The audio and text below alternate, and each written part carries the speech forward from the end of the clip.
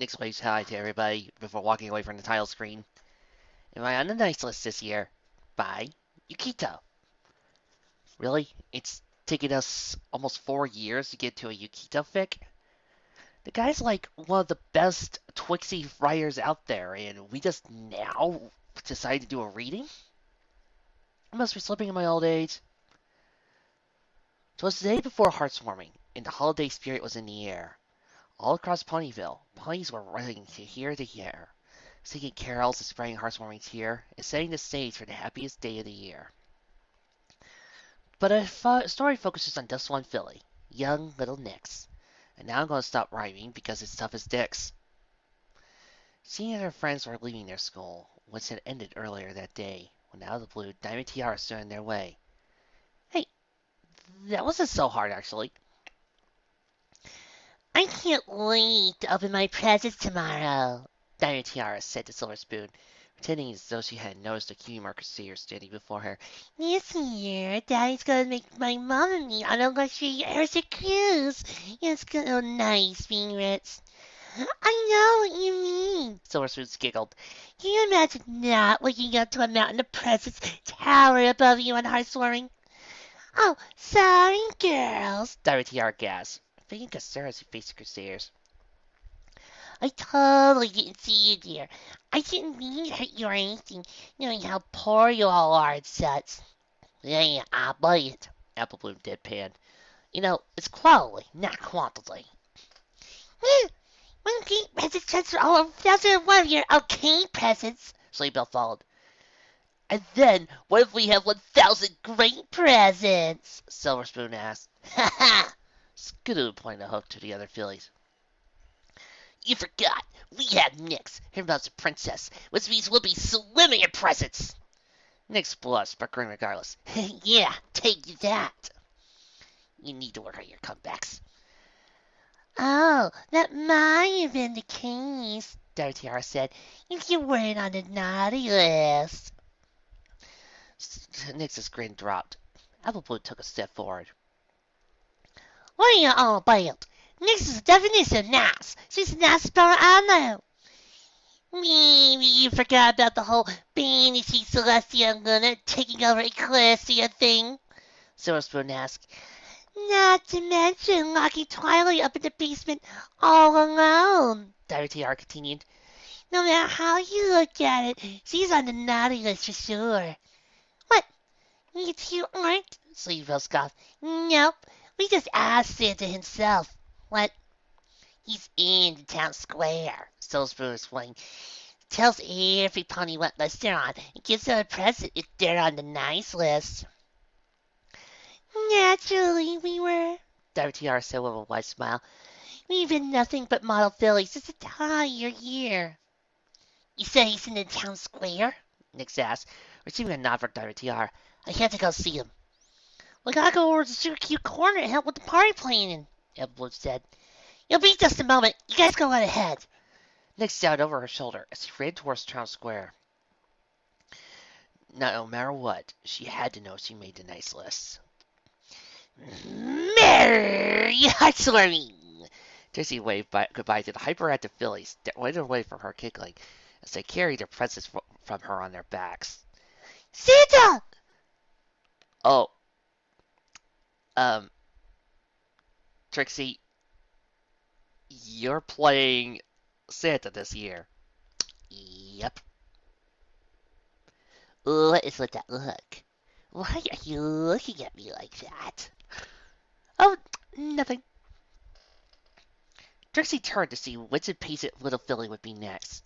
Her smile impelled seeing the small black unicorn racing towards her, driving the other children away in the process as their families pulled to a safe distance.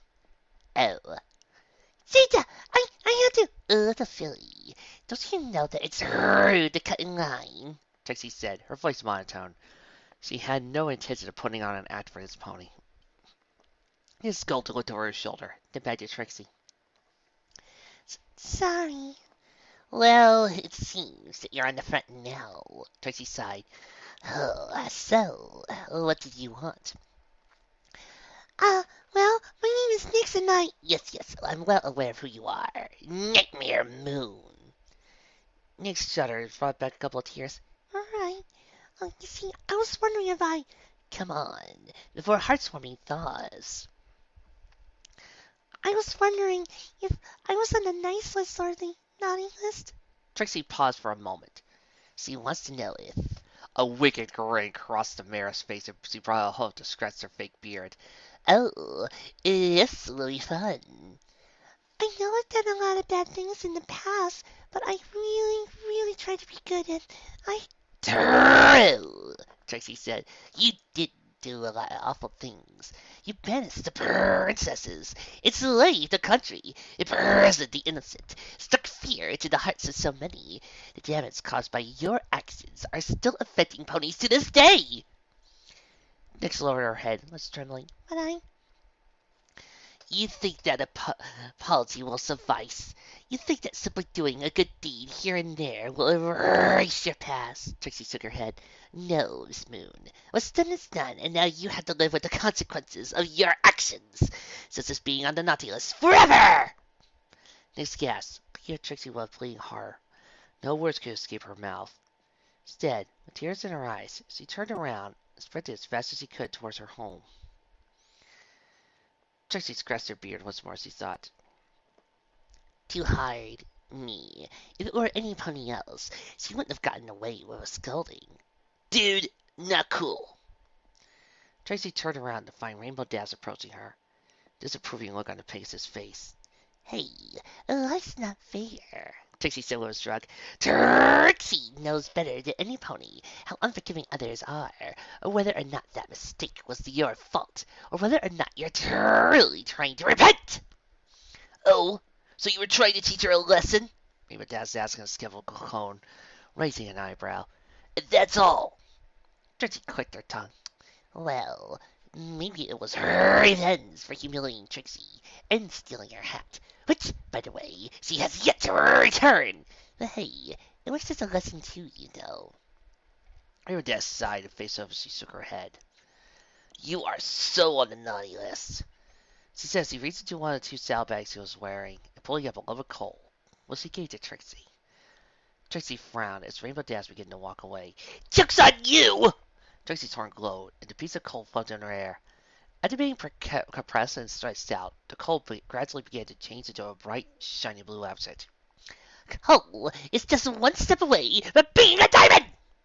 She shouted, sticking her tongue out and returning Pegasus. Twilight threw another page of her book as she sat beside the warm fireplace of her room.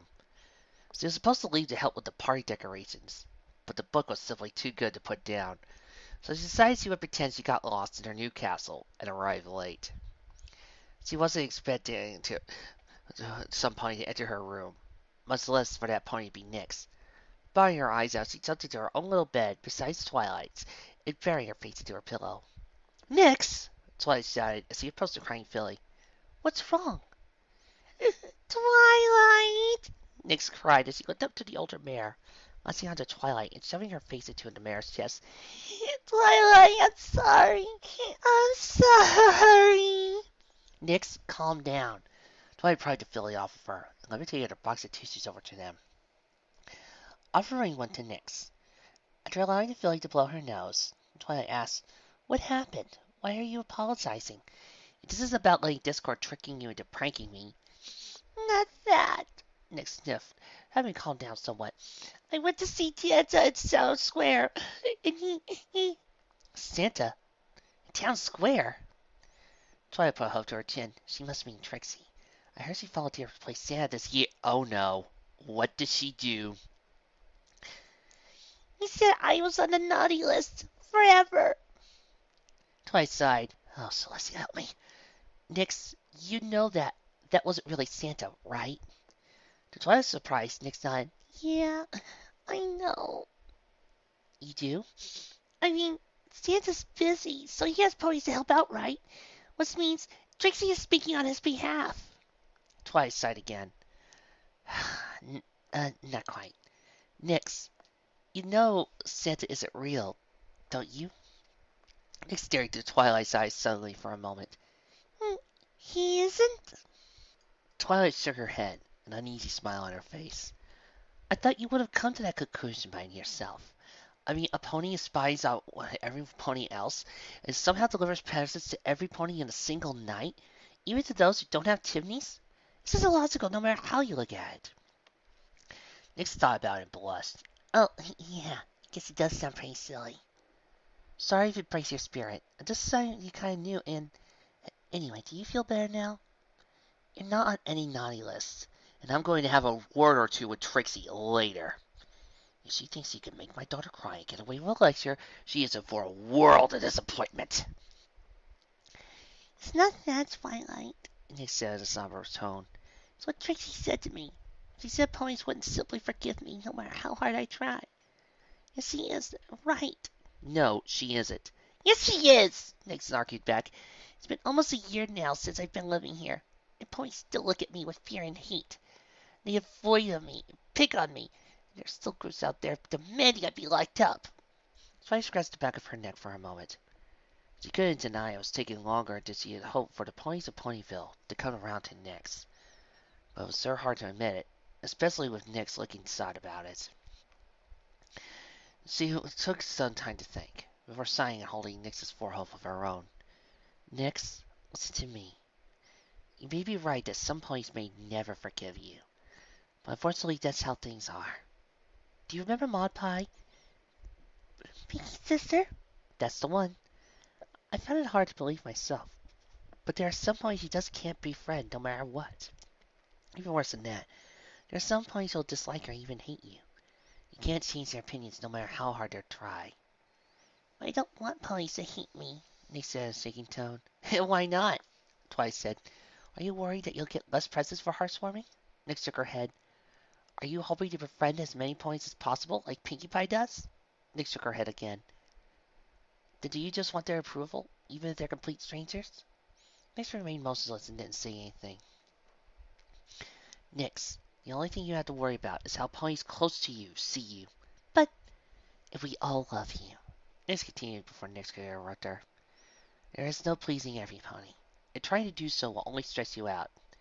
Just be yourself, and if some pony can't accept you for that, and see you're good despite your past actions, then that's their loss. At the end of the day, you'll always have your friends. Twilight wrapped her full hose around Nix and held the filly closely. And your filly and her family. They smiled. I made two new friends today, she said quietly. Alola and Barry Pitts. Their moms don't like me, but they approached me today and said they wanted to hang out sometime. That's great. Twilight said with a smile of her own. What are you going to do when you see them again? Nix thought about it for a second. Be myself? That's right, Twilight said, ruffling Nix's mane playfully. Nix squeaked and backed away Twilight quickly, giggling along with the other mare. Now, we're a little bit late, but do you want to sit here for a minute and go ready for the party? I'm fine now, Nix said. Thanks, Twilight. Any time. Oh, there's one place I need to go to first. Trixie whipped out the fake beard, having finished checking with a lost foal that night. Well then, perhaps Trixie should check out this party that Final Scratch was talking about. Trixie? Trixie's ears twitched as she turned around quickly to find Nix approaching, with Twilight right behind her. Oh, come on! You told your mom! Trixie shouted in utter disbelief. Alright. Trixie's sorry. She just feels terrible, etc. Actually? Nix neared the mare and lowered her head. I'm sorry. Nix levitated something from her saddle bag. It was Trixie's hat. I never returned this to you, or apologize for humiliating like that, so, didn't Trixie tell you that apologies are enough? Any pony can say the words I'm sorry, and any pony can return a stolen item. Trixie yanked the hat away for Nix with her magic, startling fairy. I know, Nix said. I just had to apologize. It's really the only thing I can do. Nix glanced over his shoulder to Twilight for a second. And, it's the right thing to do, even if you don't forgive me. Trixie stared at Nix for a few moments, analyzing the filly carefully before looking at Twilight. The other mare carried an expression of complete neutrality. She then turned back to Nix and said, This is what nightmare moons become. Trixie scoffed. Trixie doesn't forgive you. But there's clearly no reason to fear you. Just don't bother Trixie again and we'll be fine. Nix nodded slowly as Trixie turned to leave. And her silver was gone. Nix turned to Twilight and asked, "What Was that a good thing? Nice, I don't really know. Did you want to befriend her?" Not really. I just want to make sure she knew I was sorry for what she did. Well, then you should see in that regard again. And she's not out for revenge. I call that one for sure. Nix nodded in agreement. I'm glad I've apologized. And I'm happy I still have good friends like you and Christina's. And I'm glad to have such a good, kind filly for her daughter. Twilight pulled Nix into another, softer hug. Now, let's hit that party. I saw the two raced off to join their friends at Sukuku Corner. Pinky was certainly hosting the most epic heart-warming party in equestrian history. As for Trixie, this diamond is heavy, and the suit has no pockets. Trixie looked around and found Applejack pulling a small apple cart through the streets, possibly moving aside to put away another day. Here! Applejack stopped and looked in confusion. There was no pony there. Huh? Oh, Applejack! Verity approached Applejack with shining her eyes. The diamond is lovely! Applejack looked into their host and found a large diamond in her gas. How did... Why is doing such a lovely diamond out here? Verity gasped as he looked up and found that Applejack was standing outside Motor's Ringsmith. You were going to make that into an engagement ring for me, weren't you? Come again? Verity hugged Applejack tight enough to cuddle to circulate and cried, Oh, of course I'll marry you! Of course I will! And then, thus let Applejack clear the air, wedding preparations were made, and the two ponies lived a long, happy life together. Technically, this counted as a good deed on Trixie's end, and so the Stone was rewarded with a mountain of presents that heartwarming. Twilight almost drove herself into insanity, attempting to prove the presents that were not delivered by a fat stallion living in the northern Arctic region of the world. Meanwhile, Discord cackled as he watched with delight, donning his red suit and carrying a massive stack of presents. Merry Christmas to all, Discord said to you, the reader. And to me too, apparently, and to all, a good night. With some of his fingers, this figure ended. And as for me, found myself drifting into the like and fave buttons. Okay, thanks. No, I won't do it. No. Click! Okay, so I did to the like button, but I did click on the fave.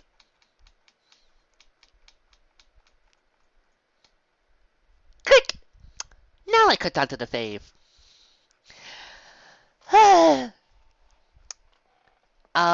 I don't normally do the reviews when it comes to Christmas fics, but I will say this, that this is an example of Yukito's writing and how much fun it could be to just sit back and enjoy. So, thank you. What's next on the docket?